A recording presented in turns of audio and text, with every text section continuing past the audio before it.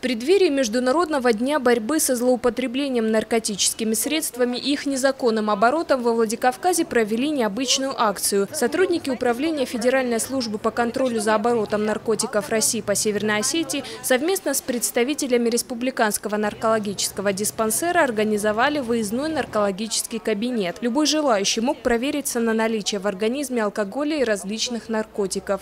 Мы объясняем, что вот такими тестами можно выявить не все, конечно, наркотики, но в данном случае, что у нас в республике, да, подростки употребляют. Если выявляется наркотик, то уже обращается, мы уже объясняем, куда можно обращаться, и дальше проводим профилактическую работу. Горожане на тестирование шли уверенно. При нас положительного результата специальный аппарат не показал ни разу. Всем участникам акции специалисты подробно объясняли, что такое наркомания, как выявить болезнь на начальной стадии, куда при необходимости обратиться за помощью. Данная проблема возникла не сегодня.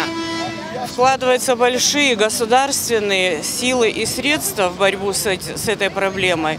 И все-таки на данный момент нельзя сказать, что наркомания побеждена. Вопросам борьбы с этим злом было посвящено и собрание антинаркотической комиссии Владикавказа. Сегодня на нем обсудили проблему незаконного оборота психоактивных веществ, которые не включены в список запрещенных. Изменяя состав и добавляя различные вещества, умельцы выпускают новый наркотик, распознать который крайне сложно. Очень много попыток ввести на территории республики психоактивные вещества, которые еще не входят в списки запрещенных. Все это делается в основном с помощью интернета. То есть заказчики находятся в республике, получатели, отправители находятся неизвестно где.